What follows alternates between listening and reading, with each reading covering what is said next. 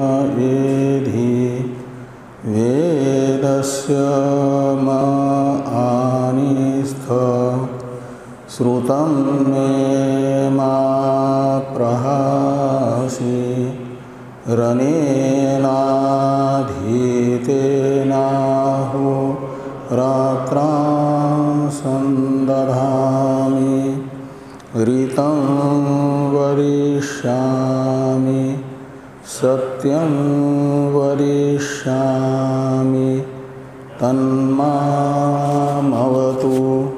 तद्वक्तारमवतु अवतु माम् अवतु वक्तारम् अवतु वक्तारम्।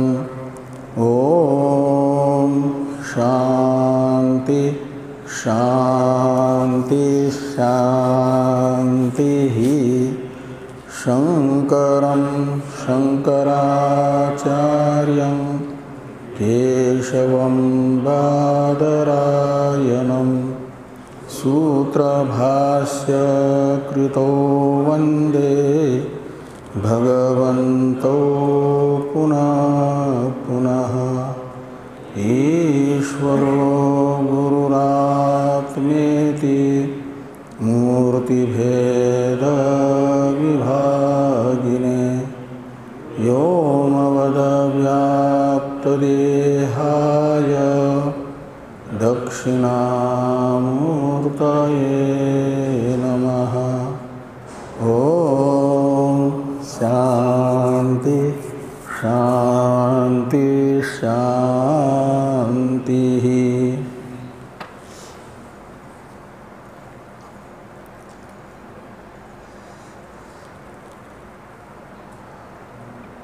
ऋग्वेदीय ऐत्रेय उपनिषद के संबंध भाष्य की चर्चा भाष्य में हम लोग कर रहे हैं। भगवान भाष्यकार संबंध भाष्य में ब्रह्म विद्या कर्मनिष्ठा होगी, कर्म संबंधिनी होगी, इस पूर्व पक्ष के मत का निराकरण कर रहे हैं।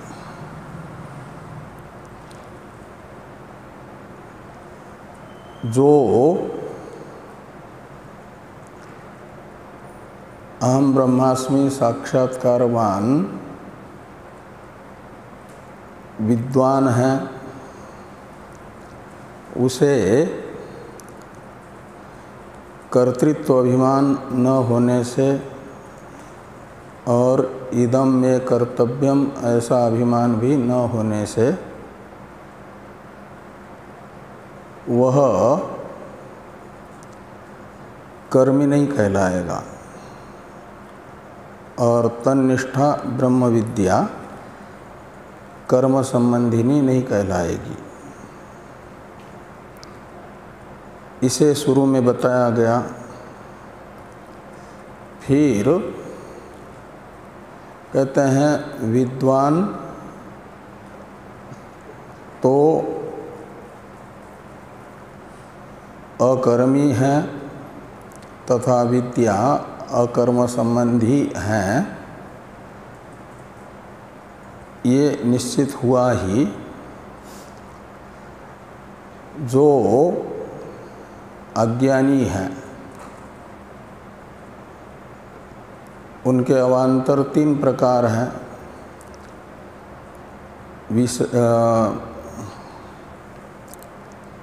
जो आर्त, अर्थार्थी और जिज्ञासु शब्द से गीता में कहे गए हैं, ये तीनों अज्ञानी हैं। और इन तीनों अज्ञानियों में जो जिज्ञासु अज्ञानी है उसका भी जो पितृलोक प्राप्ति फलक कर्म है वह कर्तव्य नहीं है। जिस साधन के फल की आकांक्षा जिस व्यक्ति विशेष में होगी उसे उस साधन का अधिकारी माना जाता है। तो जो संसार अंतपाती लोकत्रय हैं और उनके प्रापक साधन त्रय हैं प्रजा, कर्म तथा दैववित्त शब्द से कही जाने वाली विद्या यानी उपासना, इनके अधिकारी होंगे क्रमतः जिनको यह लोक, स्वर्गलोक या देवलोक प्राप्ति की कामना है वे। और मुमुक्षु को तो इन तीन संसार अंतपाती जो फल हैं तीन लोकात्मक, इनमें से किसी भी लोक विशेष के प्राप्ति की कामना नहीं है, अपितु लोकातीत जो मोक्ष है उसे प्राप्त करने की इच्छा है, वही मुमुक्षु है। तो जब कर्म साध्य जो फल हैं तद विषयक इच्छा से रहित मुमुक्षु हैं, अज्ञानी होता हुआ भी वह कर्म का अधिकारी नहीं होगा, अपितु कर्म त्याग का ही अधिकारी होगा, विविदिशा संन्यास का अधिकारी होगा। इसे भी बताया गया और विविदिशा संन्यास के विधायक श्रुति वाक्य भी बताए गए, शांतो दांत उपरत इत्यादि। इसमें उपरति शब्द से अनुष्ठेय संन्यास का विधान हो रहा है। और दूसरी श्रुति जो है त्यागे नैके अमृतत्व मानसु, यह भी पूर्व श्रुति में बृहदारण्यक श्रुति में उपरति शब्द से जिस संन्यास को कहा गया और श्वेताश्वेतर उपनिषद में अत्याश्रम शब्द से जिस संन्यास को कहा गया, विविदिशा संन्यास को, अनुष्ठेय संन्यास को, उसे त्याग शब्द से कह रही है और ये बता रही है कि त्याग ही मोक्ष के साधनभूत अमृतत्व शब्दित आत्म साक्षात्कार का साधन है। त्याग से आत्म साक्षात्कार होता है। और स्मृतियाँ भी बताती है ज्ञात्वा नैष्कर्म्यम आचरेत और ब्रह्माश्रम पदे वसेत। तो यहाँ पर ज्ञात्वा नैष्कर्म्यम आचरेत में नैष्कर्म्य शब्द से ज्ञान का साधनीभूत संन्यास बताया और ब्रह्माश्रम पदे वसेत, इसमें ब्रह्माश्रम शब्द से संन्यास को बताया गया है ज्ञान के साधनभूत। तो इस प्रकार ये संन्यास के विधायक वाक्य विद्यमान होने से और आत्मज्ञान के जो दूसरे साधन बताए गए हैं ब्रह्मचर्य आदि, इनका भी अनुष्ठान, पुष्कल अनुष्ठान संन्यास आश्रम में ही संभव होने से ये मानना चाहिए कि संन्यास नहीं है, ऐसी बात नहीं। पूर्व पक्षी संन्यास पर आक्षेप करते थे ना शुरू में, पूर्व पक्ष शुरू ही हुआ था संन्यास पर आक्षेप करते हुए। और इन सब श्रुति वचन, स्मृति वचन तथा अर्थापत्ति प्रमाण से संन्यास हैं ये बताया। यदि संन्यास न होता तो जिन साधनों का संन्यास आश्रम में ही पर्याप्त अनुष्ठान संभव है, ऐसे साधनों का विधान श्रुति न करती, लेकिन ब्रह्मचर्य आदि साधनों का विधान श्रुति ने किया है। वह साधन विधान अन्यथा अनुपपत्तियाँ बताता है कि जिस आश्रम में इन साधनों का पुष्कल अनुष्ठान संभव है ऐसा संन्यास आश्रम भी विद्यमान है।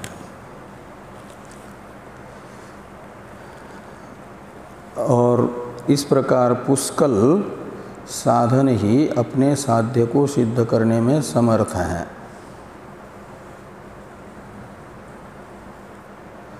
ये बात बताई गई। और जिस ज्ञान के उपयोगी गृहस्थाश्रम कर्मों को बताया गया वे विज्ञान हैं, वो परमात्म फलक नहीं अपितु लोकांतपाती ही जो लोकाध्यक्ष हैं, संसाराध्यक्ष हैं, हिरण्यगर्भ, जिसे यहाँ पर देवता शब्द से कहा जा रहा है, उनका आप्य यानी सायुज्य, ये फल हैं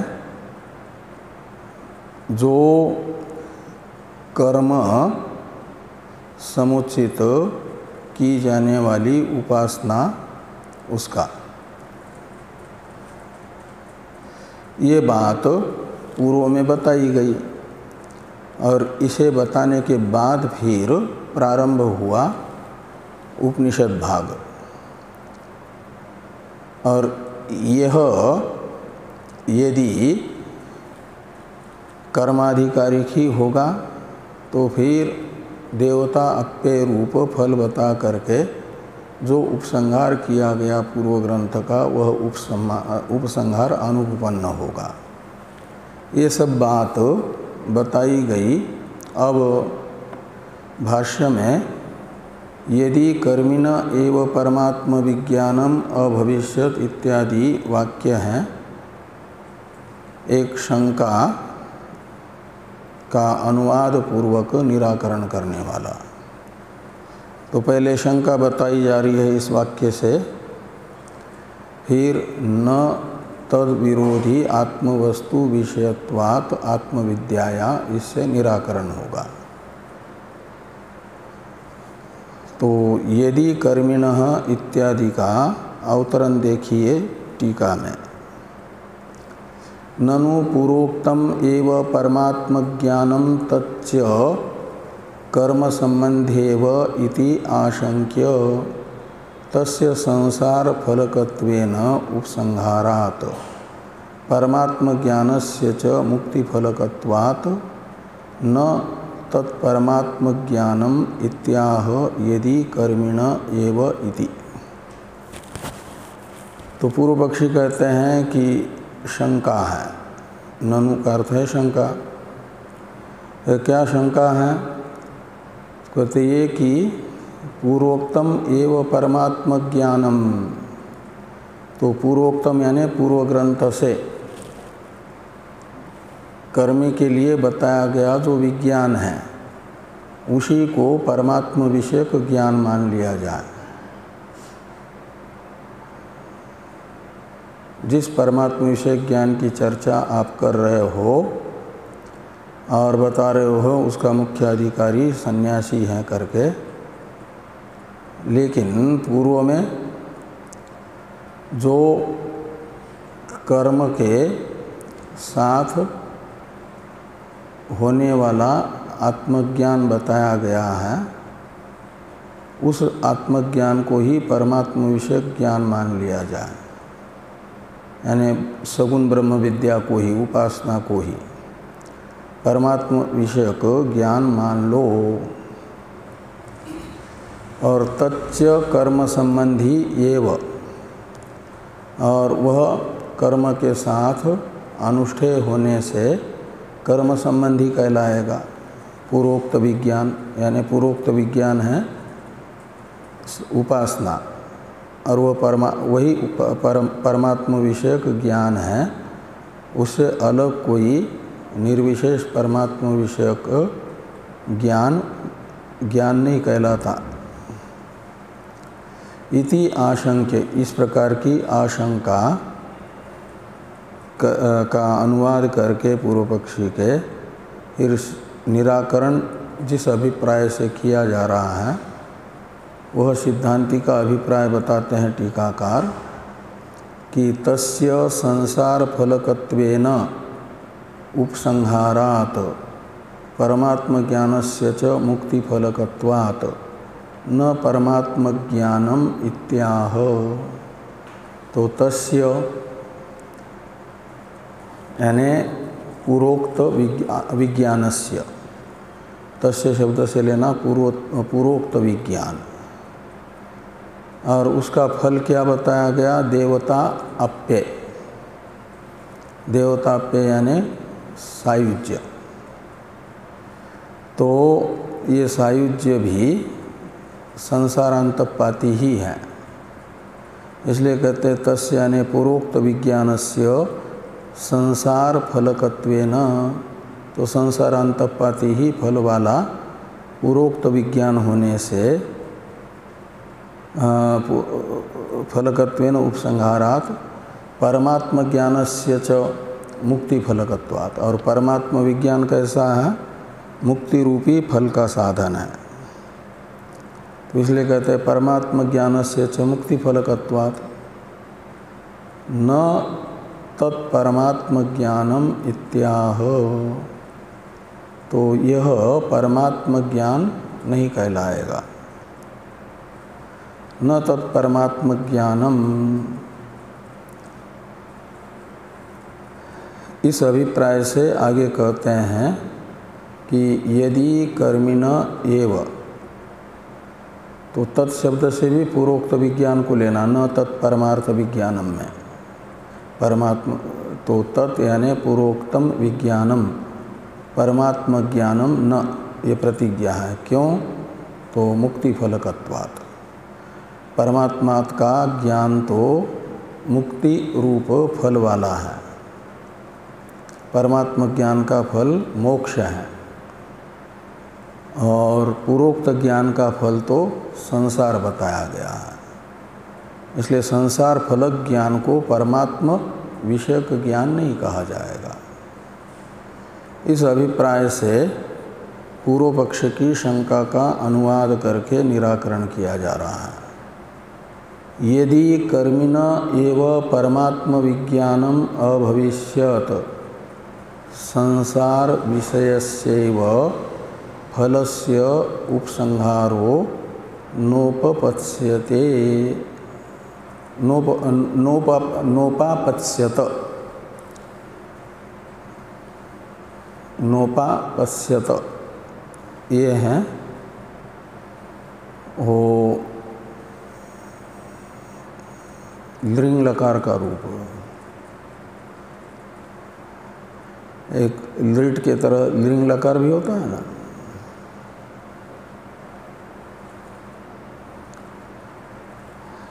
दोनों में अंतर इतना है कि लिट को अट आगम नहीं होता और लिंग में अट आगम होता है, लिंग लकार हो तो धातु को, तो ये अट आगम हुआ है।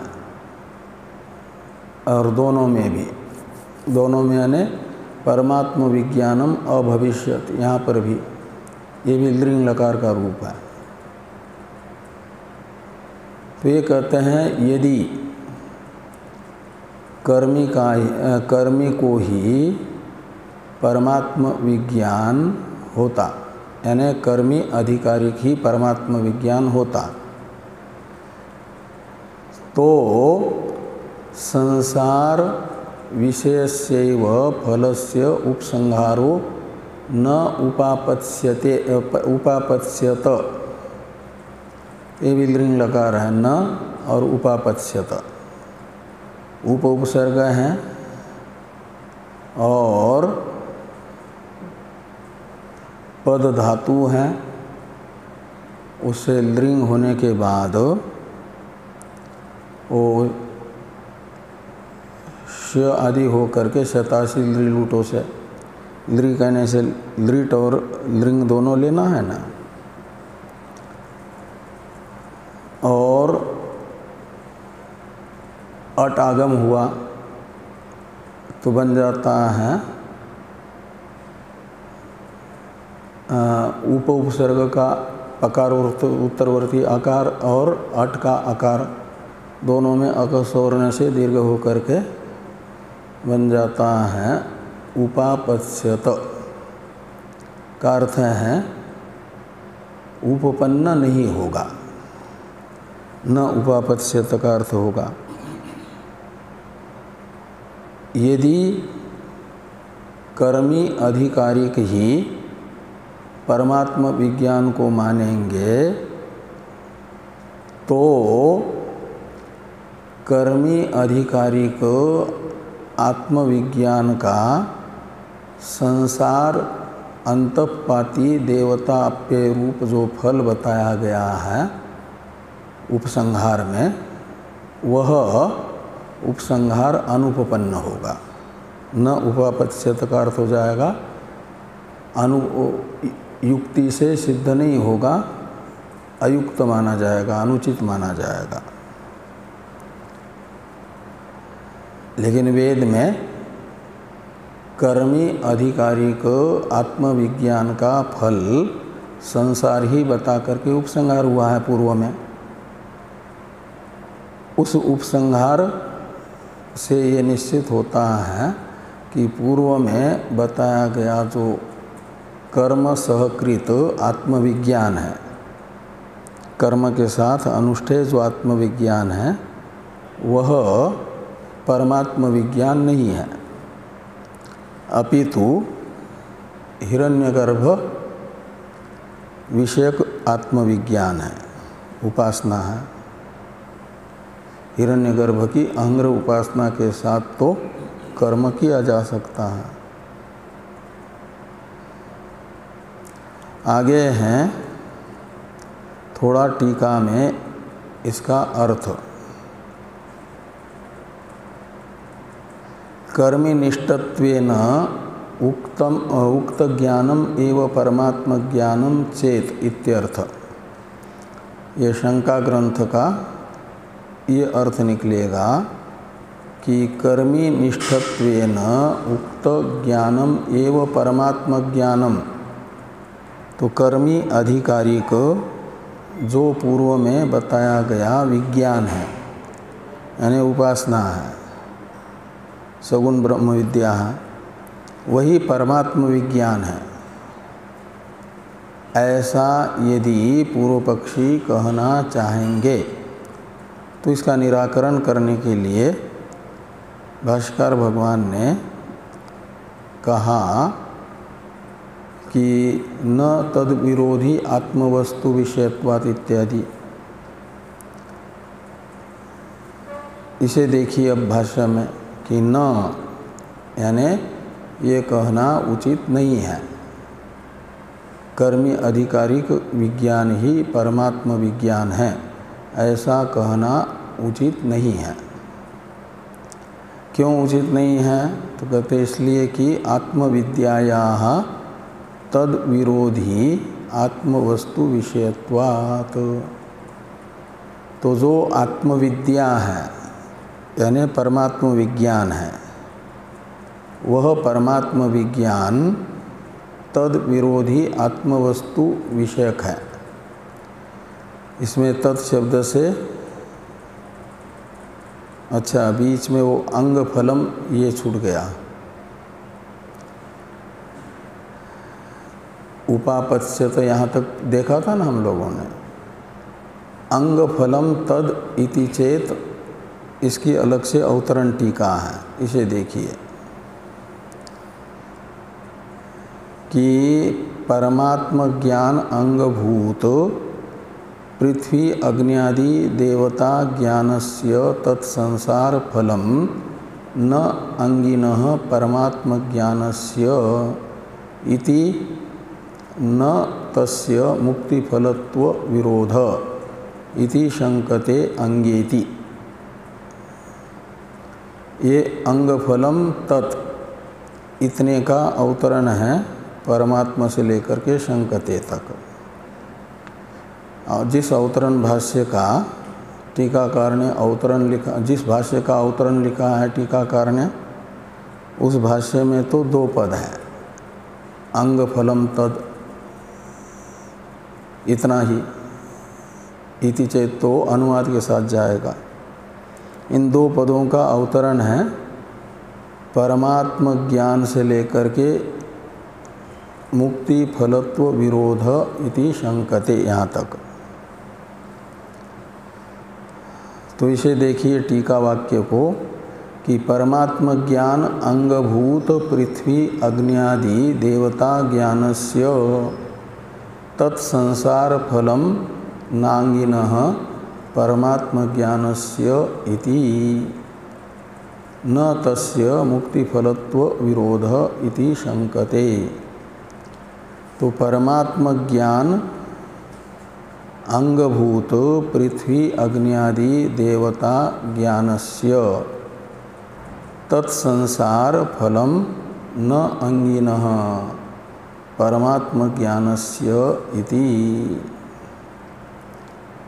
तो परमात्म ज्ञान का अंगभूत जो एक ज्ञान है, पूर्व पक्षी कहते हैं, तो परमात्मा ज्ञान का अंगभूत ज्ञान कौन है? तो परमात्म ज्ञान तो है ये ब्रह्म ज्ञान, निर्विशेष ब्रह्म ज्ञान, और उसका अंगभूत ज्ञान माना जाएगा पृथ्वी अग्नि आदि देवता विषयक ज्ञान को। वह पृथ्वी अग्नि आदि देवता ज्ञान का अर्थ है उपासना, जो पूर्वोक्त है। पूर्वोक्त का मतलब पूर्व ग्रंथ से बताई गई है, उसे माना जाएगा अंग, परमात्मा ज्ञान को माना जाएगा अंगी। पूर्वोक्त ज्ञान में अंगत्व है, परमात्मा ज्ञान में अंगित्व है।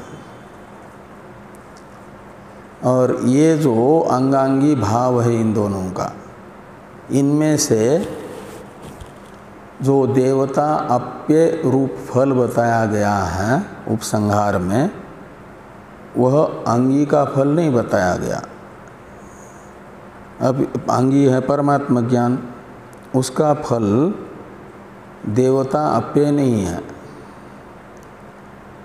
अपितु परमात्म ज्ञान का अंगभूत जो ज्ञान है वो है पृथ्वी अग्नि आदि देवता विषयक ज्ञान, यानी पृथ्वी आदि की उपासना, और उसका फल है देवताप्य।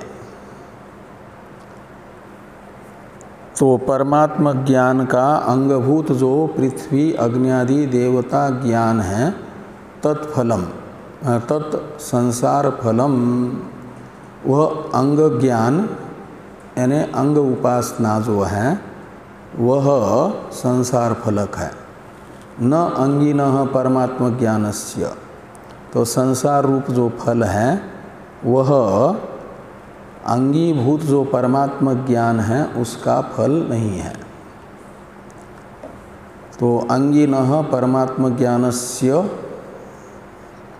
तत्संसार फलम न, ऐसा अन्वय करना। इति न तस्य मुक्ति फलत्व विरोध, इसलिए मुक्ति रूप फल के साथ कोई विरोध परमात्म विज्ञान का नहीं है, क्योंकि परमात्म विज्ञान का फल यदि उपसंहार में बताया गया संसार मान लिया जाता तो परमात्म ज्ञान के फलभूत मोक्ष के साथ उसका विरोध होता। जो पूर्व में उपसंहार में बताया गया फल है संसारांतपाती, वह तो अंग का फल है और अंगी का फल तो मोक्ष ही होगा।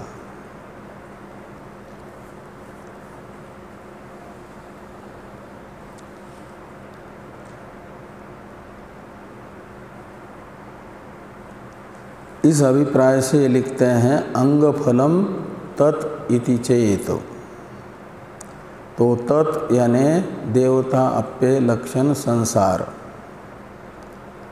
ये परमात्म विज्ञान का अंगभूत जो पृथ्वी आदि देवता विषयक विज्ञान है उसका फल है, अंग का फल है, न कि अंगी का।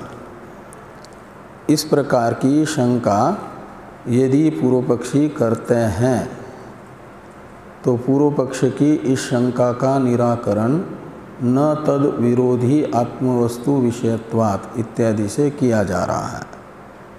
इसका अवतरण है टीका में कि परमात्म ज्ञानस्य अंग संबंध फल संबंधादि सर्व विशेष रहित निर्विशेष वस्तु विषयत्वात् न तस्य अंगादि संबंधित्वम येन तद अंग विषयत्वम उक्त फलस्य स्यात् इति परिहरति न तद इति।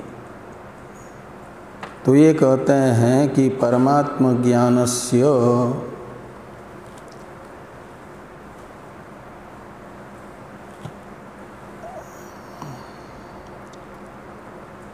कहाँ गया, तो परमात्म ज्ञानस्य अंग संबंध फल संबंधादि सर्व विशेष रहित निर्विशेष वस्तु विषयत्वात्, ये एक हेतु है। इसमें कुल मिलकर के दो पद हैं हेतु वाक्य में। एक है परमात्म ज्ञानस्य और बाकी दूसरा है अंग संबंध से लेकर के निर्विशेष वस्तु विषयत्वात्, यहाँ तक एक पद है। ये हेतु वाक्य है और प्रतिज्ञा वाक्य बताया जा रहा है न तस्य अंगादि संबंधित्वम, ये प्रतिज्ञा वाक्य है। तो तस्य से परमात्म विज्ञान को लेना, तो परमात्म विज्ञान जिसको आपने अंगी कहा वह अंगी तो तब कहलाएगा जब अंग के साथ उसका संबंध होगा, फल के साथ उसका संबंध होगा। लेकिन ये कहते हैं कि न तस्य अंगादि संबंधित्वम, यानी परमात्म विज्ञान के अंगादि संबंध का अभाव है, यानी परमात्म विज्ञान का न कोई अंग है न कोई फल के साथ उसका संबंध है।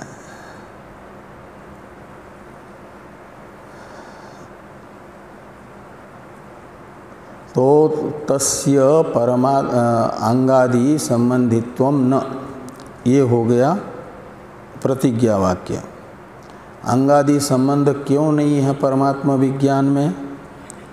कहते इसलिए कि परमात्मा ज्ञानस्य अंग संबंध फल संबंधादि सर्व विशेष रहित निर्विशेष वस्तु विषयत्वात्, यानी परमात्मा ज्ञानस्य निर्विशेष वस्तु विषयत्वात्, ऐसा ही लगाना कि निर्विशेष वस्तु हैं विषय जिस ज्ञान का, वह ज्ञान है निर्विशेष वस्तु विषय।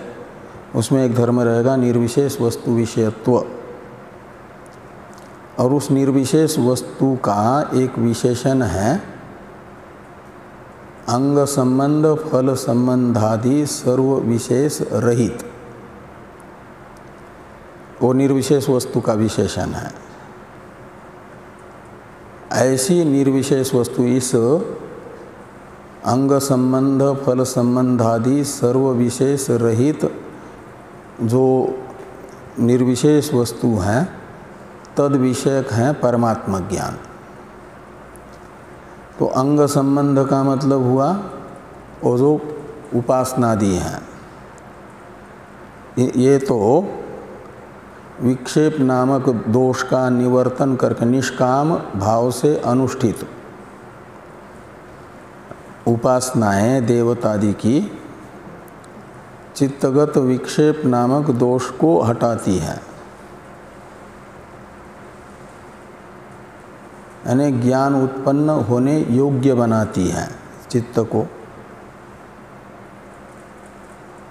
यदि निष्काम भाव से हो जाए और सकाम भाव से यदि होती है पृथ्वी आदि देवता की उपासना, तो पृथ्वी आदि देवता की प्राप्ति उसका फल होगा।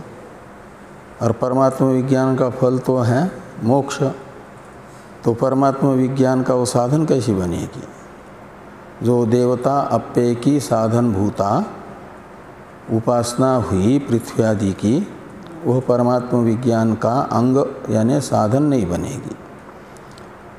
इसलिए उन देवता विज्ञान का परमात्मा विज्ञान के साथ अंगत्वेन रूपेण संबंध नहीं बनेगा। तो ये कहा कि परमात्मा ज्ञान से अंग संबंध रहित निर्विशेष वस्तु विषयत्वाद, और ये मोक्ष है निर्विशेष ब्रह्म का स्वरूप ही मोक्ष है।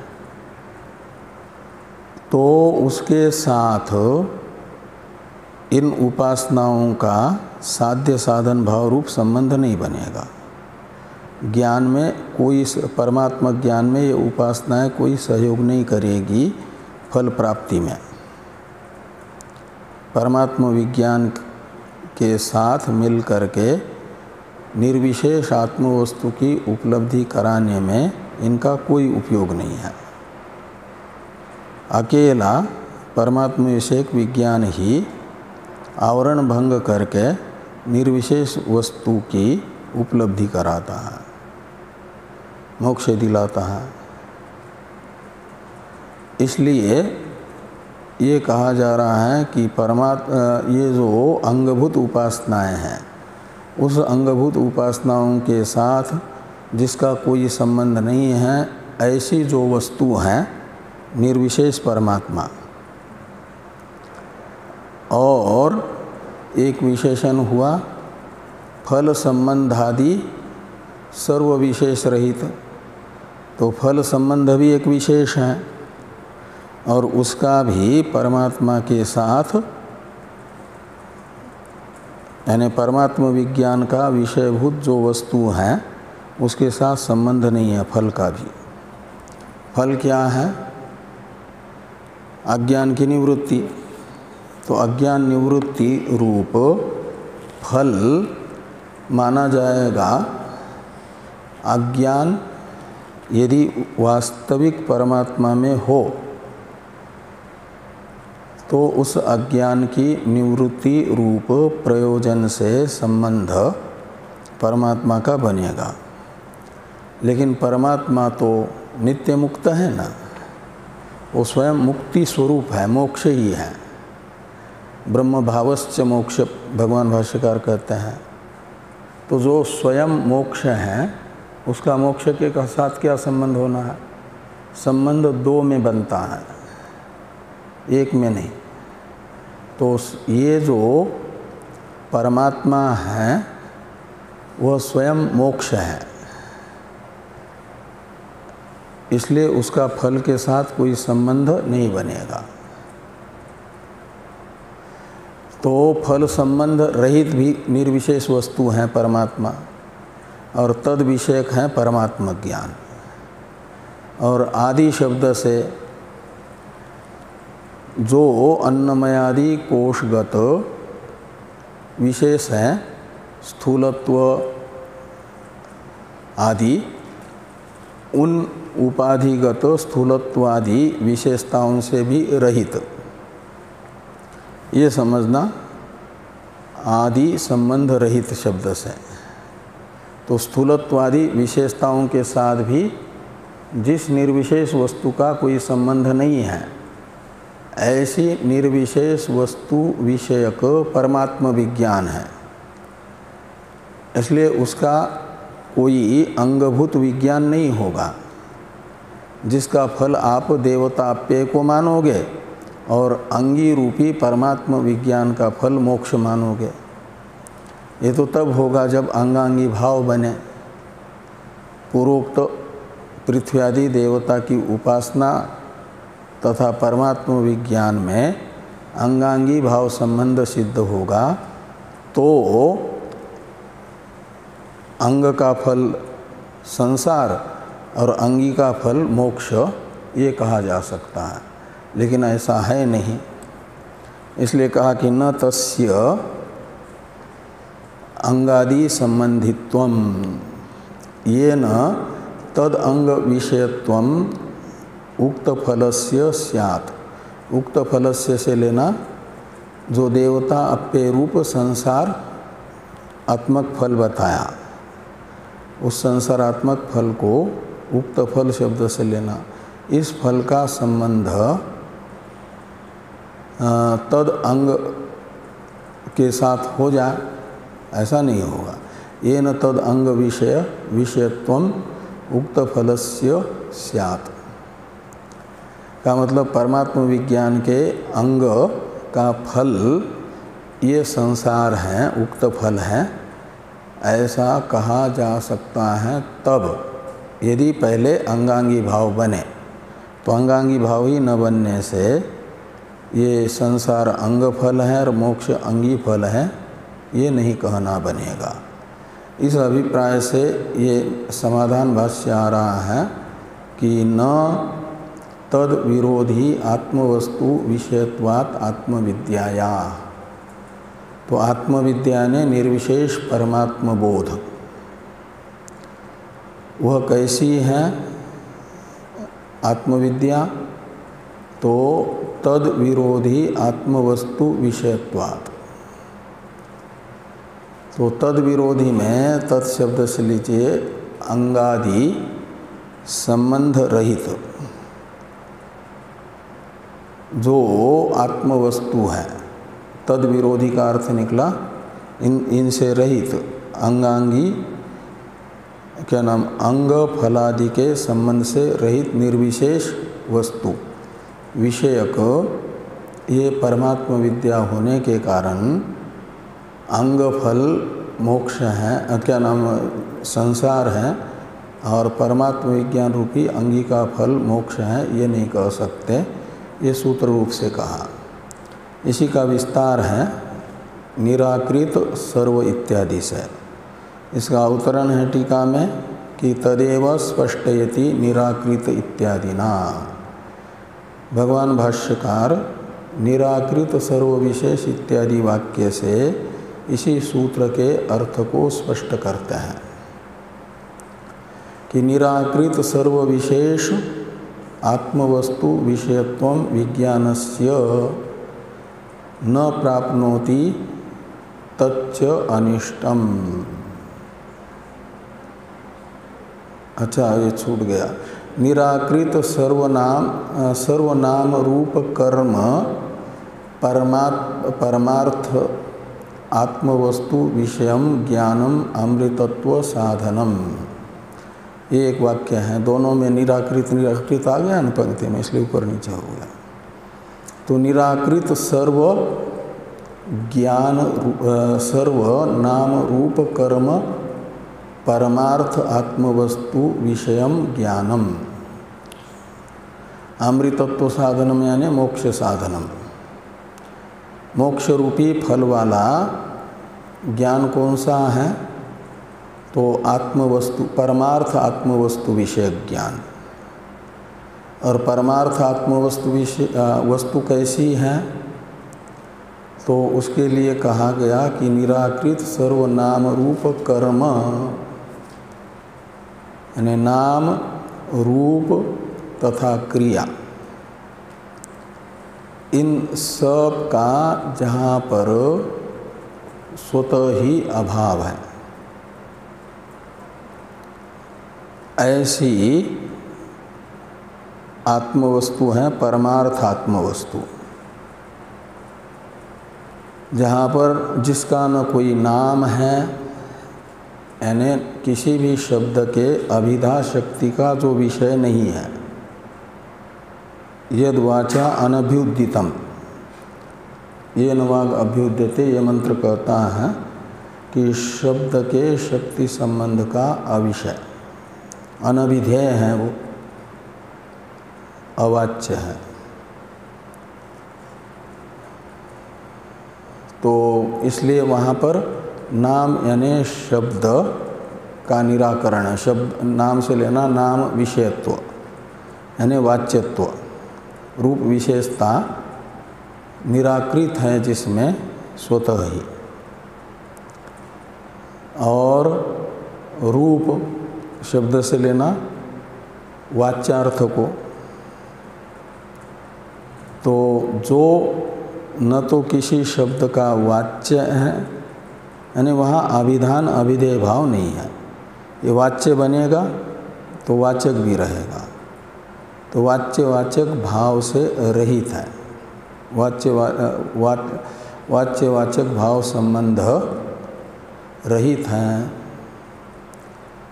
और कोई क्रिया भी उसमें नहीं है।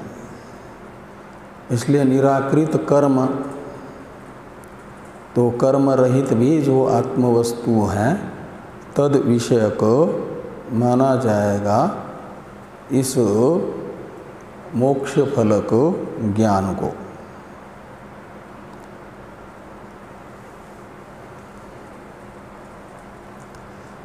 का मतलब निर्विशेष आत्मवस्तु विषय ज्ञान का फल है मोक्ष। वहाँ पर कोई अंगांगी भाव नहीं बनेगा। गुण फल संबंधे गुण फल संबंधे ही निराकृत सर्व विशेष आत्मवस्तु विषयत्व विज्ञानस्य न प्राप्नोति तच्च अनिष्टम। तो ये कहते हैं विज्ञानस्य गुणफल संबंधे ही, तो विज्ञान से लेना आत्मविज्ञान को, परमात्म विज्ञान को। तो परमात्म विज्ञान में गुण संबंध यानी अंग संबंध और फल संबंध स्वीकार कर लेने पर, यानी साध्य साधन भाव स्वीकार कर लेने पर क्या होगा कि निराकृत सर्व विशेष आत्मवस्तु विषयत्वम न प्राप्नोति, ऐसा अन्वय करना। तो फिर वो समस्त विशेषों से रहित आत्मवस्तु विषयक नहीं हो पाएगा। अंगांगी संबंध बनेगा तो वही विशेष बन जाएगा ना, संबंध ही विशेष बन जाएगा। तो संबंध रूप विशेषता से युक्त ही विषय आत्मवस्तु हुई, तो तद विषयक आत्मज्ञान को माना जाएगा, न कि निर्विशेष आत्मविज्ञान आत्मविषयक विज्ञान। तो कहा कोई नहीं, परमात्म विज्ञान को भी सविशेष ही मान लो, निर्विशेष मत मान लो। ऐसा यदि कहना चाहेंगे पूर्व पक्षी, जो मोक्ष का साधनभूत आत्मविज्ञान है वह भी सविशेष आत्मवस्तु विषयक ही है, तो कहते हैं तच्च अनिष्टम। परमार्थ आत्मवस्तु को सविशेष मानना, सविशेष आत्मवस्तु विषयक परमात्म विज्ञान को मानना अनिष्ट है, यानी अनुचित है, अभिष्ट नहीं है।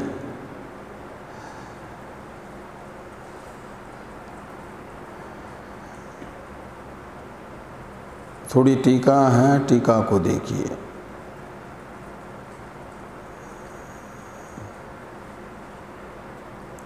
ये यत्र इत्यादि की अवतरण टीका है कि आत्मा वा इत्यादि भी ही उपक्रमादि लिंगई आत्मनो निर्विशेषत्व सिद्धे इत्यर्थ। ये तो इस वाक्य का अर्थ कर दिया, उसके बाद अवतरण लिखेंगे। तो आत्मा वा इत्यादि भी ही उपक्रमादि लिंगई। ये जो ऐत्रेय उपनिषद का उपक्रम है, आत्मा वा इदम एक एव अग्र आसीत नान्यत किंचन मिशत स ऐक्षत इत्यादि उपक्रम वाक्य, और उपसंहार वाक्य है प्रज्ञानम ब्रह्म। तो ये उपक्रम उपसंहार आदि जो तात्पर्य निर्धारण करने वाले लिंग हैं, प्रमाण हैं, वे आत्मा को निर्विशेष बता रहे हैं। उन तात्पर्य निर्णायक लिंगों से आत्म वस्तु में निर्विशेषत्व सिद्ध हो रहा है।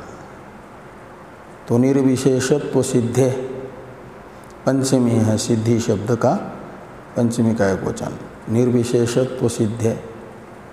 किसमें निर्विशेषत्व सिद्ध हो रहा है? तो आत्मनः। तो परमार्थ आत्मवस्तु निर्विशेष है, ऐसा ऐत्रेय उपनिषद के तात्पर्य अवधारक उपक्रम उपसंहार आदि प्रमाणों से निश्चित हो रहा है। और यदि उसे गुण संबंध तथा फल संबंध से युक्त मानेंगे परमात्मा विज्ञान को, तो फिर परमात्मा विज्ञान निर्विशेष आत्मवस्तु विषयक सिद्ध नहीं होगा। अब वास्नेहि ब्राह्मणे च परमात्मविदः इत्यादि टीका वाक्य हैं। भाष्य में जो यत्र त्वस्य सर्वम आत्मैव अभूत इत्यादि जो वाक्य आ रहे हैं, इसका अवतरण यानी प्रमाण बताया जा रहा है।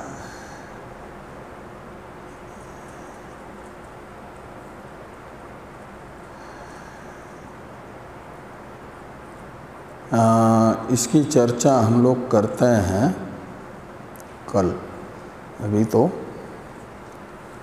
ये 3 पंक्तियां हैं ना, पूरी नहीं हो पाएगी।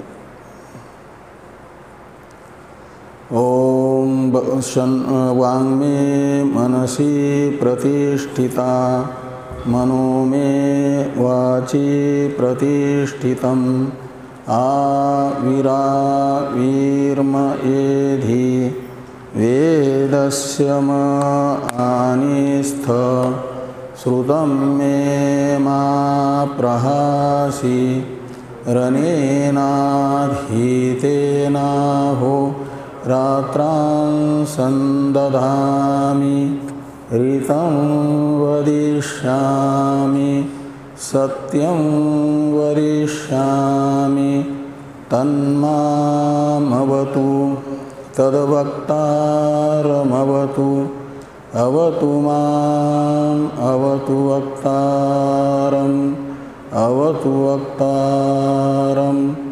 ओम शांति शांति शांति। शंकरं शंकराचार्यं केशवं बादरायणं सूत्रभाष्य कृतो वंदे भगवन्तो पुनः पुनः। ईश्वरो गुरुरात्मेति मूर्तिभेद विभागिने व्योमवद्व्याप्तदेहाय दक्षिणामूर्तये नमः। ओम शांति शांति शांति।